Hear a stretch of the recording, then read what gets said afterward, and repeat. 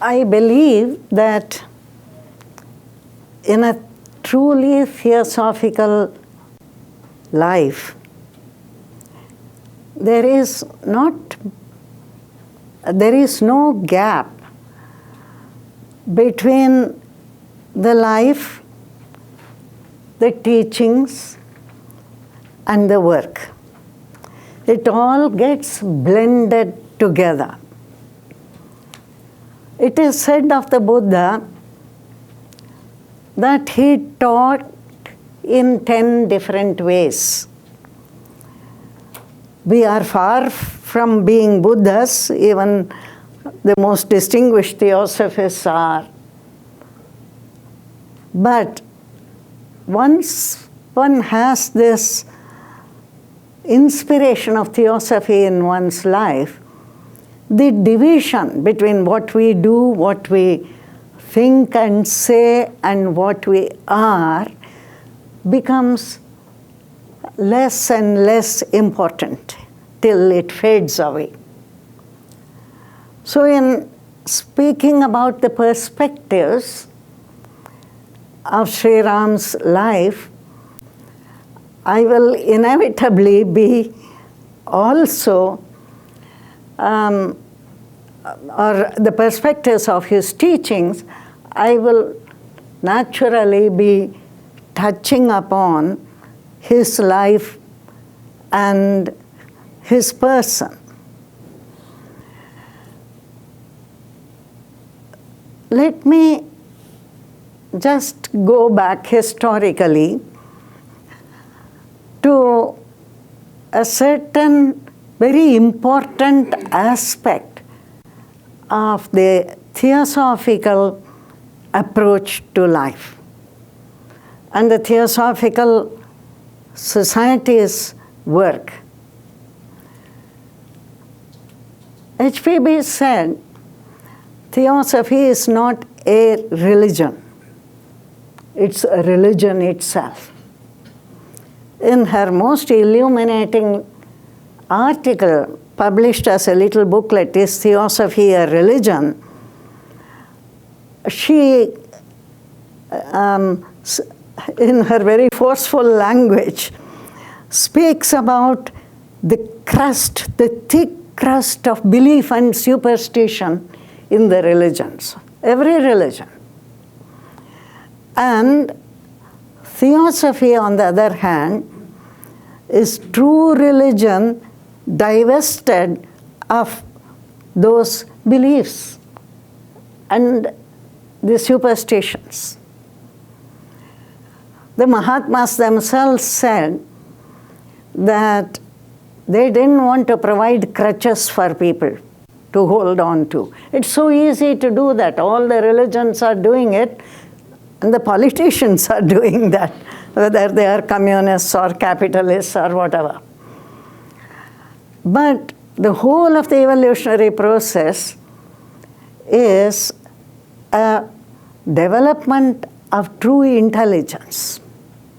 Intelligence is part of that immortal spirit in us. It's all intelligence. To use the ancient Sanskrit term, it is chit. Chit is all-embracing, bright intelligence, and that is growing or revealing itself through evolution.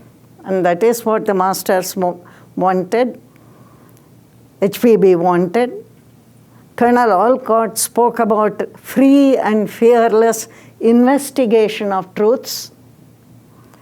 And this is, without expanding on it too much, very central to our theosophical work. Not to encourage belief in authority and become dependent on that authority. Even if we hear truths from the master's letters or from the Secret Doctrine or any other book, they are not real truths because they are words, they are concepts, they are ideas.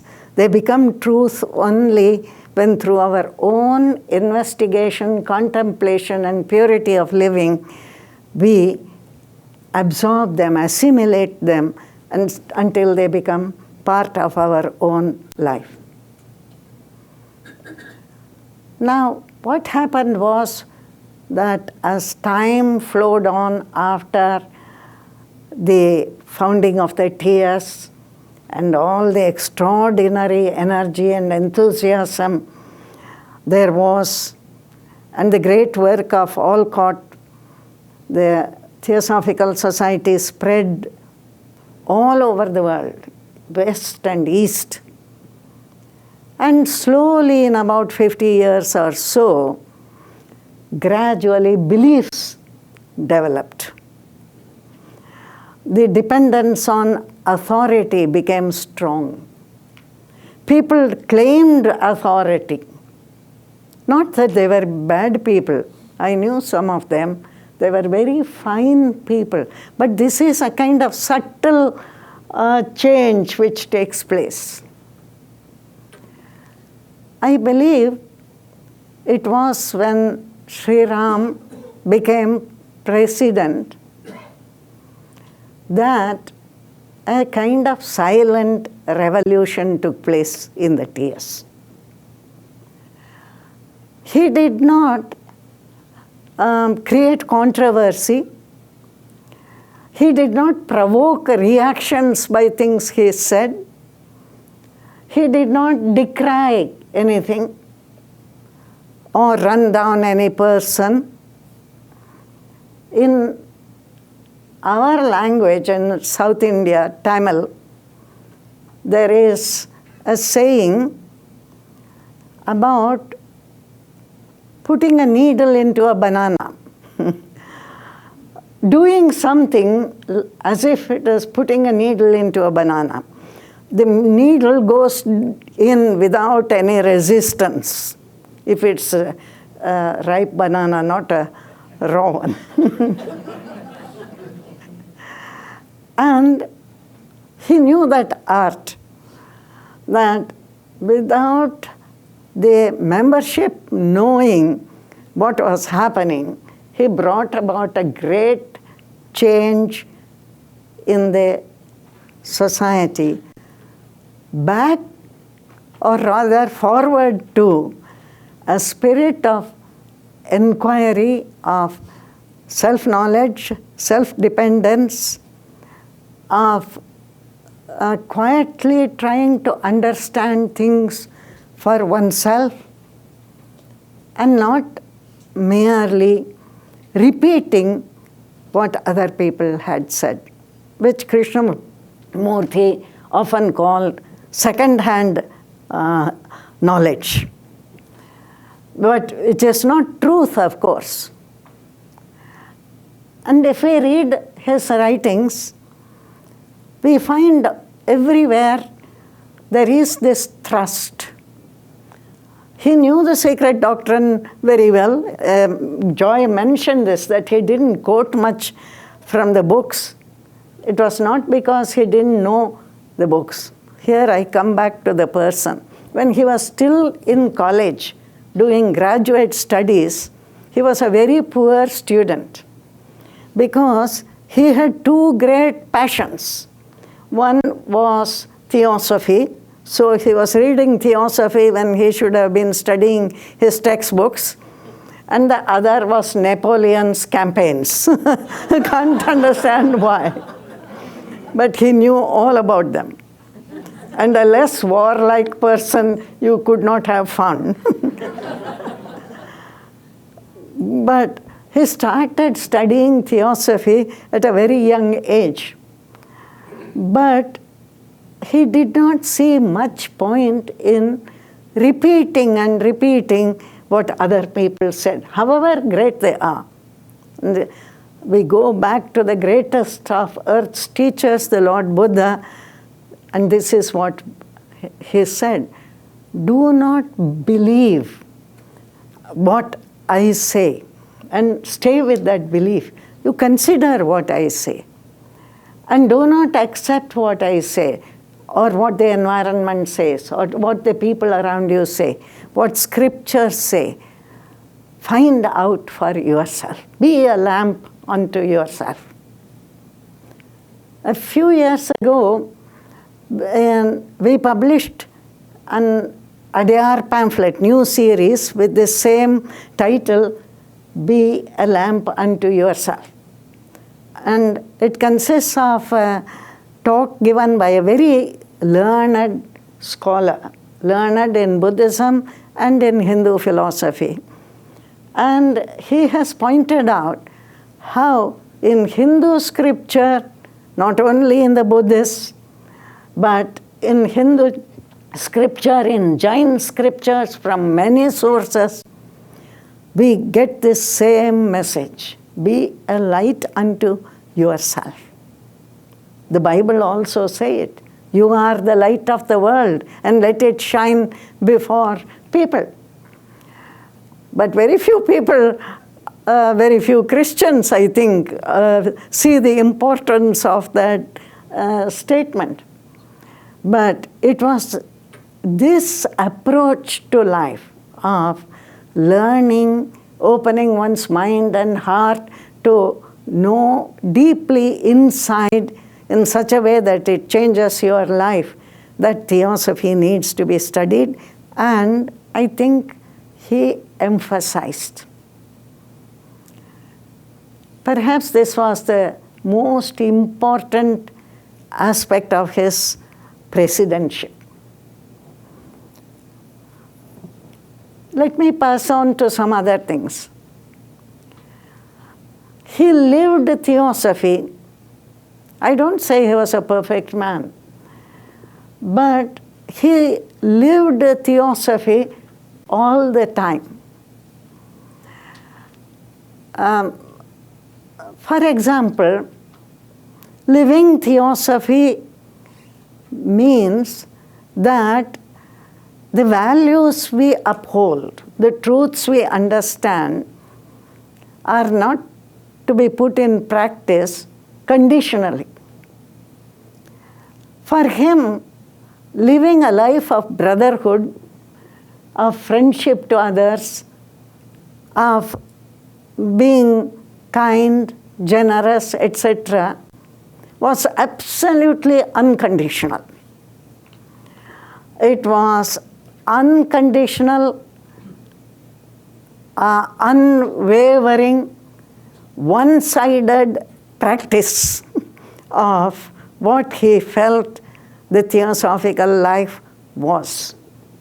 And I can say this very honestly. You will find an article in the June 1973 issue of the Theosophist by one Mr. B. Shivarao, a very distinguished journalist and member of the upper house of parliament in India, who was a very close friend and colleague of my father's, as they both worked in the famous newspaper New India, which Annie Besant started and ran for several years to gain political freedom for India. And he mentions this, that neither at home or very privately, secretly, nor outside could one hear Sri Ram speaking something derogatory of others, even really critically of others. If he pointed out something, it was always with so sympathetic feeling that you didn't feel that it was really a criticism. And I think very few of us really take theosophy in this way. We always say, there are so many tensions, disputes, maybe even somewhat aggressive quarrels sometimes within the Theosophical Society in one place or another. And anger comes up and so on. I'm sure you can all imagine what it is like. And always the excuse is, the other people did this. they behaved in such and such a way. In his life, that has no validity at all.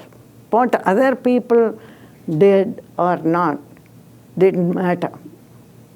He was invariably as brotherly as he could be.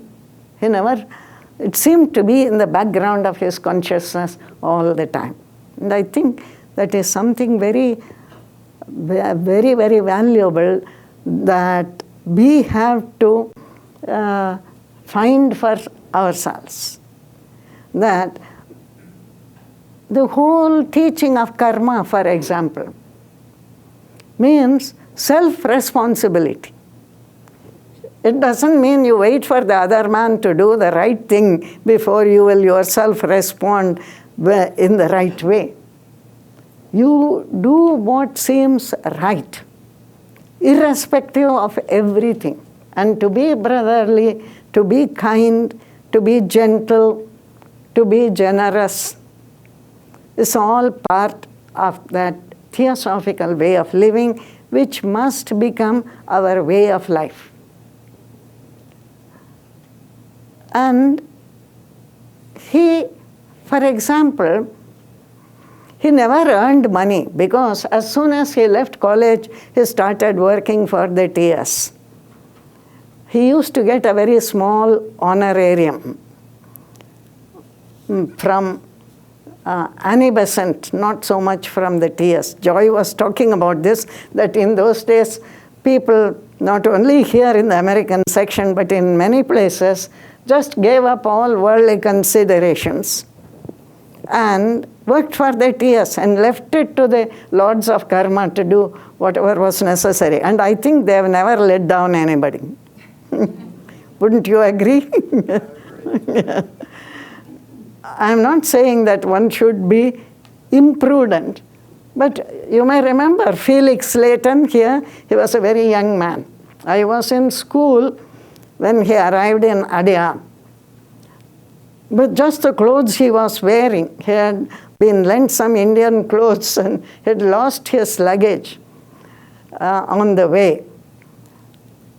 Dr. Arundel gave a speech here in Olcott, inviting young people to come to Adyar and to work for the TS. He took that very seriously, and with just a few dollars in his pocket, he set off for Adyar. And he arrived without those dollars and without even the few clothes he had. But nothing really bad happened to him. And he was one of the very active workers of the American section. Norma Shastri, Norma Mackey, as she was known before from Detroit, she did the same thing. So my father did that. And there was the organization called the Brothers of Service, who all decided to dedicate their lives to the Theosophical Society. So my father never earned money, never had anything put away for his future, but he was the most generous of people. Whatever when people came to him, he just gave without thinking too much about whether he should give it or whether he would need it later on in his life. If he could afford it at the time, he would give it. So that is the kind of unconditional practice of theosophy. I would say allowing our soul nature to express itself freely without the selfish mind interfering. That kind of theosophy is what he lived or tried to live. As I said, I'm not trying to eulogize him, but in thought, word, and deed, it was not that he was careful about speaking. He was a very silent person, but he never thought like that about other people. Norma used to say, Sri Ram suffers fools gladly. But the fact was, he never thought of anybody as a fool. So he wasn't suffering fools. He was highly respectful of everybody, whether that person appeared as a fool to others or not, whether he was a very humble servant or whether he was an important person. And because he had this respect for others, he received a lot of respect to the end of his life.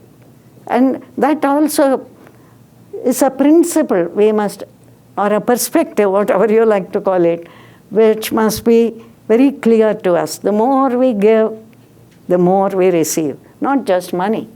But if we give love, affection, we receive that. If we radiate happiness, then happiness comes to us. If we are generous with our worldly goods, then something happens which makes our life secure. So I think to keep this in mind is very important. Joy's title appealed to me very much. The strength of gentle wisdom. Strength and gentleness together. And to be firm in regard to essentials, but to be flexible, considerate, yielding on matters which are not essential is an art. And in his life, we could find that. And thereby, he warded off or avoided a lot of controversies. I remember the period when everybody said that there was no third volume of the Secret Doctrine. This was all an invention of Annie Besant. Till fairly recently, Caldwell's investigation has proved that this is not so. Annie Besant just put together the leftover material after HPB's death together, and she called it the third volume of the Secret Doctrine, but they were all her writings. But at that time, people thought this was spurious, and it should not be called the Secret Doctrine. But others said this was HPB, and it has been the third volume, and we can't allow this to happen. So the tensions were there. And my father said very quietly, and he followed that policy, he said, if Annie Besant were alive, she wouldn't have bothered whether you called it the third volume of the Secret Doctrine or whether you called it the book Esoteric Writings. What does it matter what it is called? The substance matters. So people wanted to call it Esoteric Writings, and it was called so. And there were many things like that. There has been a lot of controversy about what C.W. Leadbeater said about Mars and Mercury. In fact, Leadbeater baiting is a kind of hobby for some people.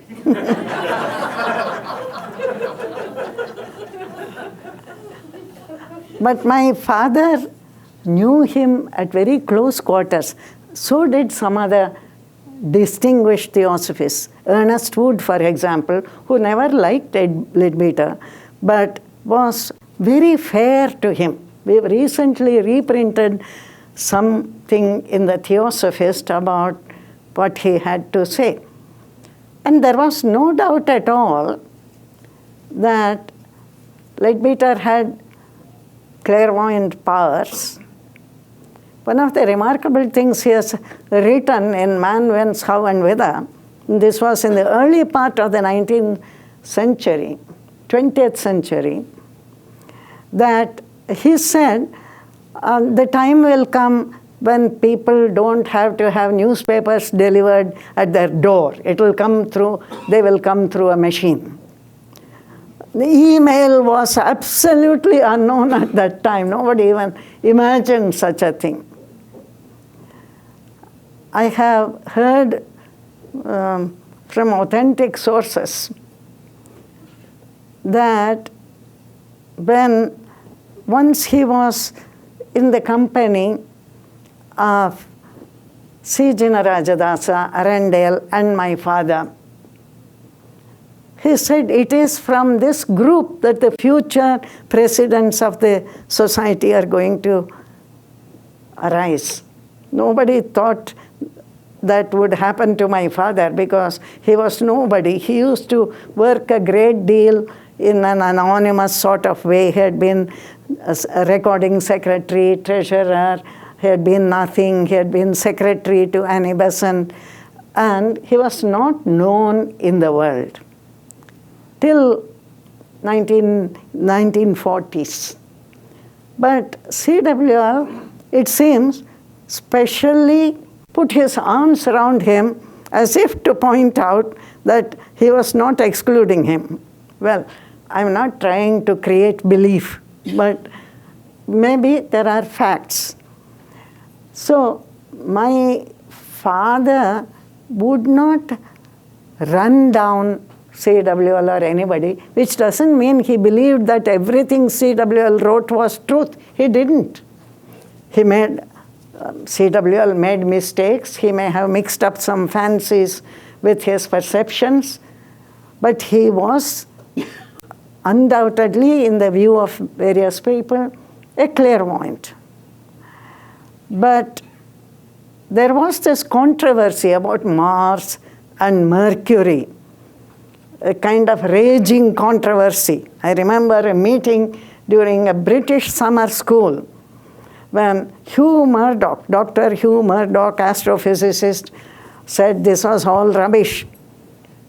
And there were others there who felt very hurt, and there were hard feelings about it all. In such cases, my father was never a partisan. He said, we know nothing about it. How can we know whether this or that is true about Mars and Mercury? Let us keep our judgment in suspense. When we know, we know. Or when we know something seems reasonable, we can accept it. A reasonable hypothesis is not a bad thing to go by. We don't know that karma works. We see through various effects by the fact that somebody is born with musical talent or mathematical genius, that there must have been some background. So say the law of karma seems to be a sensible thing. It explains this. But I can't say I know it. So we may accept a hypothesis if it's reasonable.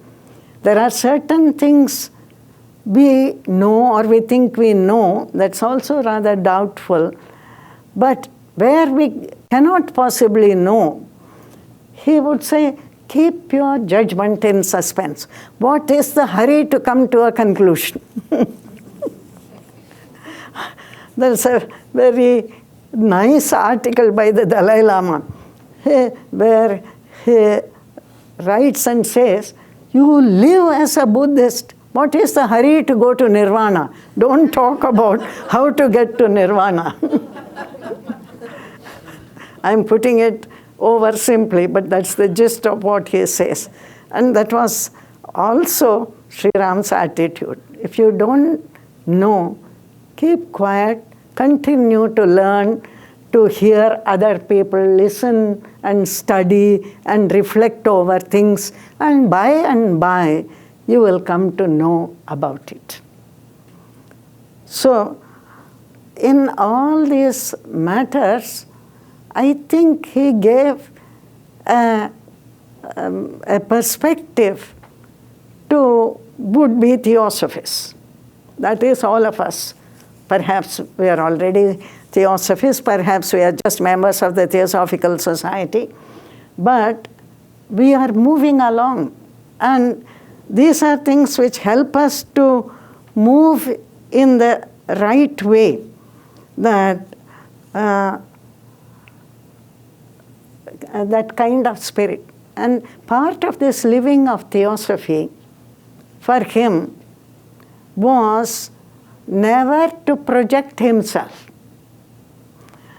Somebody quite outside the Theosophical Society, on meeting him, said he casts no shadow.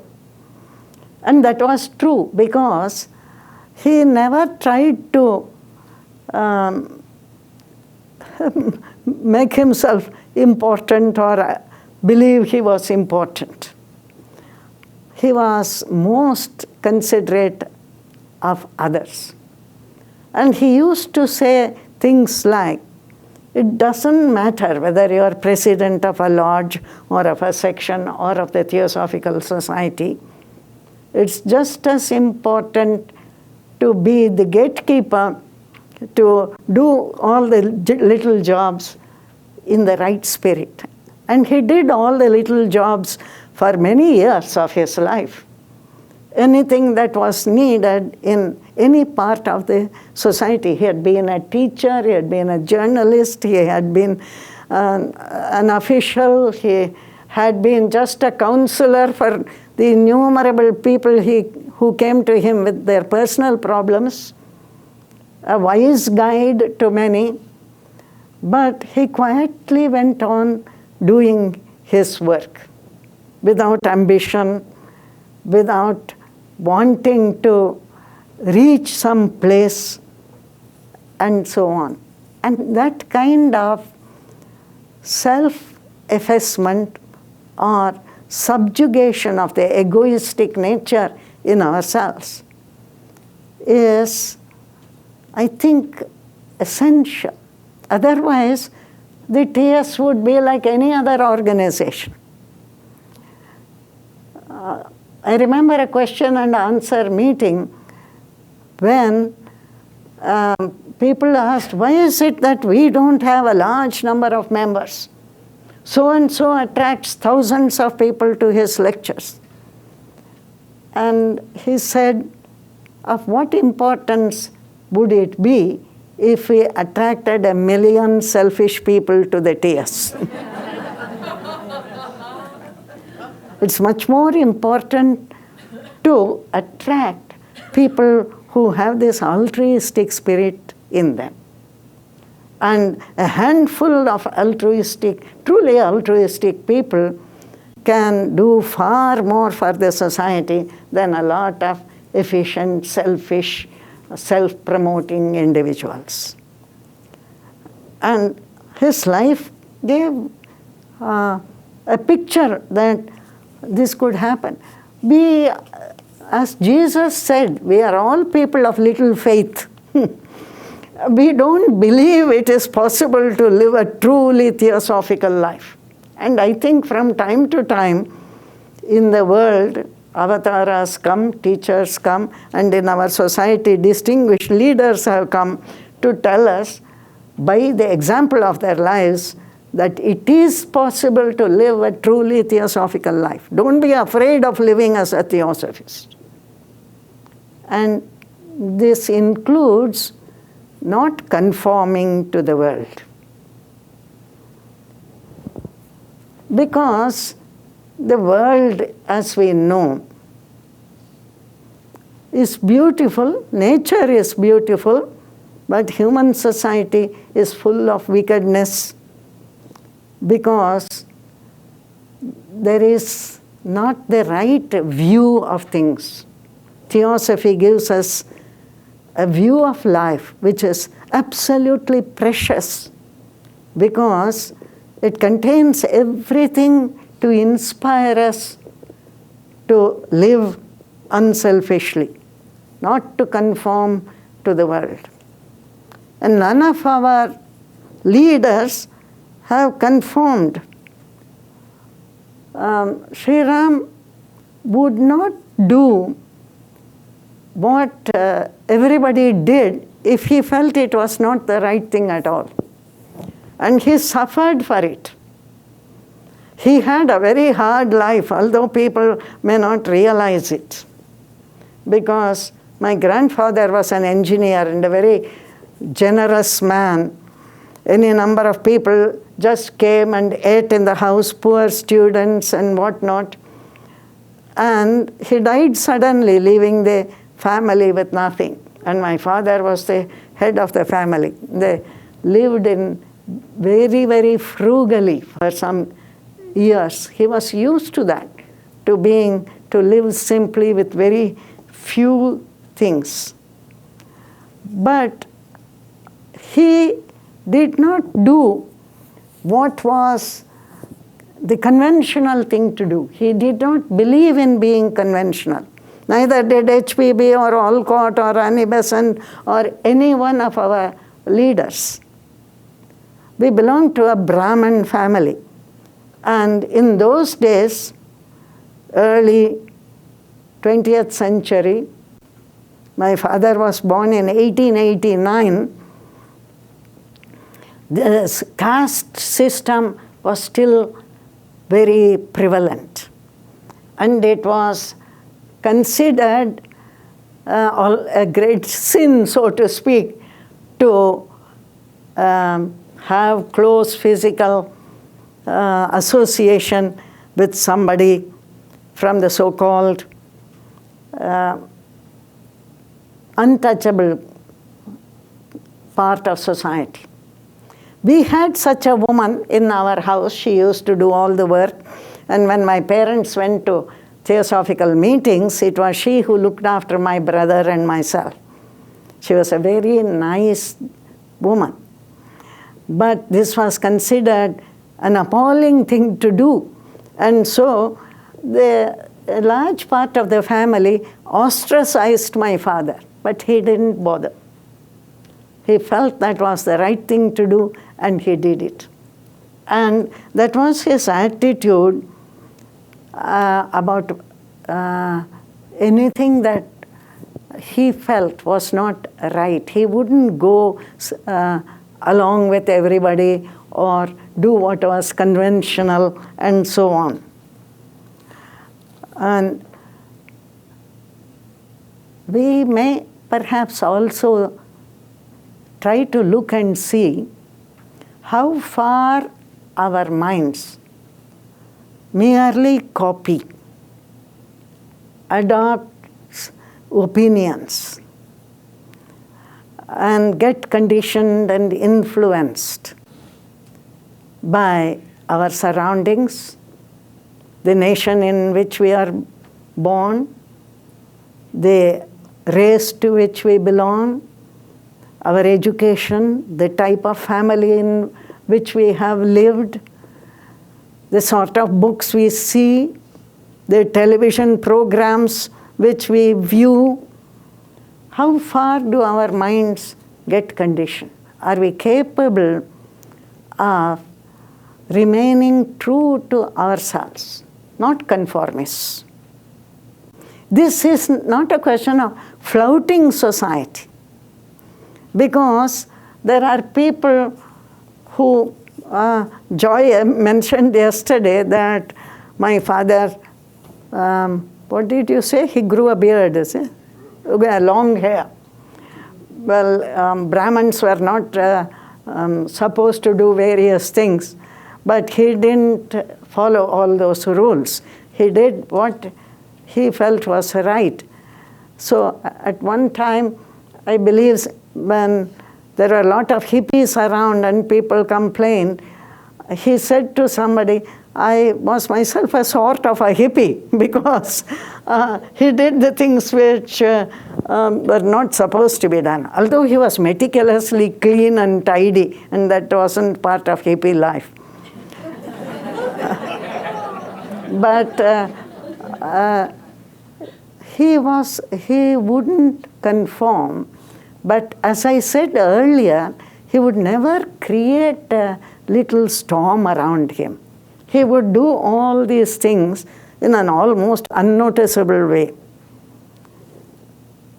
Then there is another point with which I will finish. I shouldn't go on and on. Allow you perhaps to bring up any questions you want to. He had the kind of great strength that comes out of a true conviction of theosophical principles.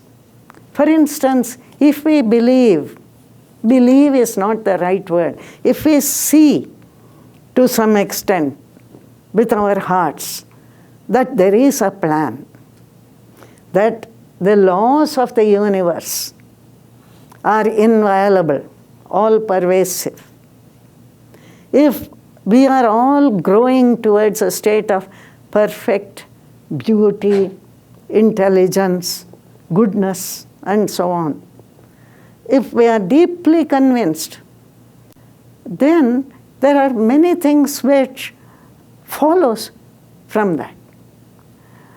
So there were situations in the tears which produced anxiety, which were very disturbing.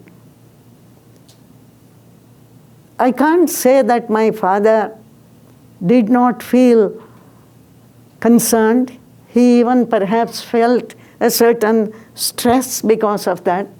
I think just at this moment of that time in the early 70s, when the government of the state in which Chennai is, Tamil Nadu, decided to acquire almost half of the Adyar estate. It was a very anxious time for all of us, and we had to work. Norma used to say to me, "You are a slave driver," because we didn't stop working, meeting officials, writing petitions, and so on. My father by that time was very frail. He had undergone the surgery here, and he couldn't assimilate food very well. And he did his best, and he guided us. But although he felt anxious, his attitude was, we will do our very best, and what happens will happen. And that was his attitude with regard to many things. We think, oh, this must not happen in the society, and I'll fight for it. But we can't be sure that what we are fighting for is the right thing. Perhaps from a higher point of view, certain things have to happen. A certain turmoil takes place. Perhaps it shakes out the wrong kind of people, or the people who aren't really suitable for this kind of work. This has happened time and again. And we must take it in our stride, peacefully, harmoniously as far as possible, not bearing grudges, be always ready to stretch out a hand of friendship if there are opportunities to do so. But he had this perspective in himself, which he conveyed to others, that you do your best. And this is what the Bhagavad Gita says. You are concerned only with the action. The fruit will take care of itself. You sow the right seeds, and it will grow into a good fruit-bearing tree. So, concern yourself with doing your best. Don't ask, how is this going to bring success? Will it succeed or not? Whether it is the lodge or anything else. If we do our best, things will take care of themselves.